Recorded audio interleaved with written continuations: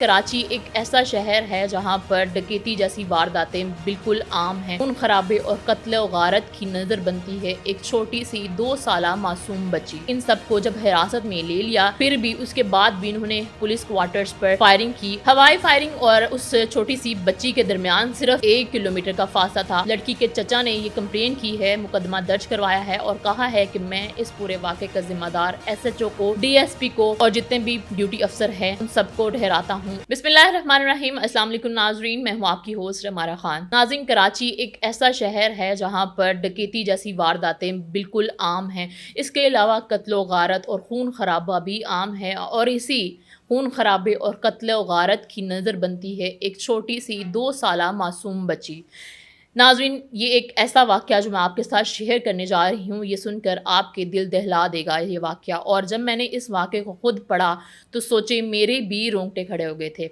अब आप सोच रहे होंगे कि मैं आपके साथ कौन सी ऐसी स्टोरी शेयर करने जा रही हूँ। तो स्टोरी कुछ यूँ है कि कराची के इलाके लियारी की मूसा लेन पर यह वाक़या पेश आया, जहाँ पर एक दुल्हा जो कि पुलिस अफसर है, उसकी शादी की तकरीबात जारी थी और उस शादी की तकरीबात में इस कदर हवाई फायरिंग हुई कि वो 2 साला मासूम सी बच्ची जो अपने फ्लैट के छत पर खेल रही थी, वो सीधी हवाई फायरिंग हो रही थी वो उसके सर पर जाकर लगती है और वो बच्ची ज़ख्मों को ताब ना लाते हुए उसी टाइम इस दुनिया से कूच कर जाती है। इसके बाद उस पुलिस अफसर जो खुद एक दुल्हा है और उसके बाकी जितने भी साथी हैं उन सबको गिरफ्तार कर लिया जाता है और मुकदमा उसी टाइम दर्ज कर लिया जाता है।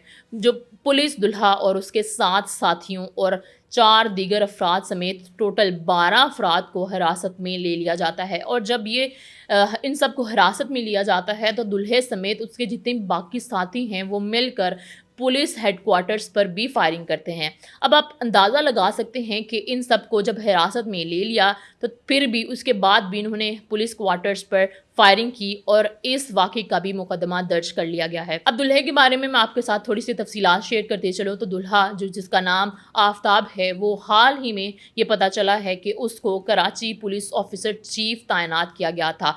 अब आप अंदाज़ा लगाएं कि जो आदमी खुद एक पुलिस अफसर चीफ है, उसकी शादी पर हवाई फायरिंग की जाती है और इस कदर की जाती है कि वो छोटी सी बच्ची इस दुनिया से कूच कर जाती है। नाज़रीन, शादी की तकरीब में उस दुल्हे की शादी की तकरीब में 9mm SMG इस्तेमाल की जाती है और इसके अलावा 30 बोर के पिस्तौल भी इस्तेमाल किए जाते हैं। और जब वो छोटी बच्ची को गोली लगती है तो उसको उसी टाइम सिविल अस्पताल ले जाया जाता है, लेकिन वहां पर जाकर पता चलता है कि ये बच्ची ऑलरेडी दम तोड़ चुकी है। हवाई फायरिंग और उस छोटी सी बच्ची के दरमियान सिर्फ 1 किलोमीटर का फासला था। अब आप अंदाजा लगाएं कि इतना थोड़ा सा फासला है और बच्ची के सीधा वो सर पर गोली जाकर लगती है तो कैसे वो बच सकती है। बिल्कुल वो दम उसी टाइम तोड़ चुकी थी।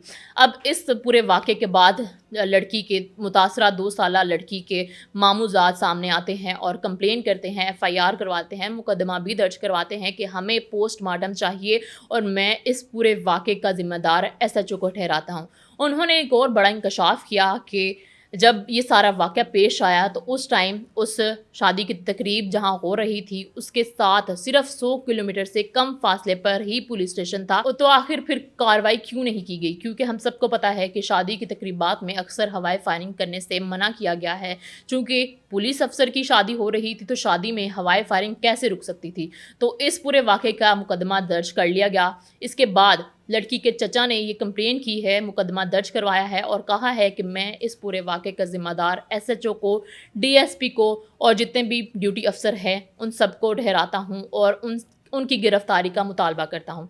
अब देखते हैं कि क्या इनका मुतालबा पूरा किया जाता है या फिर हमारी पंजाब हुकूमत इस तरह के वाक़यात को नज़रअंदाज करती रहेगी। अगर आप भी इस बारे में कुछ कहना चाहते हैं या तबसरा रखना चाहते हैं तो कमेंट सेक्शन आपके लिए हाजिर हैं और अब देखते हैं कि क्या उस 2 साला मुतासरा बच्ची को इंसाफ मिलेगा या नहीं, या फिर शादी की तकरीबात में इसी तरह खुलेआम हवाई फायरिंग होती रहेगी। तब तक के लिए अपनी होस्ट को दीजिए इजाज़त। अल्लाह हाफ़िज़।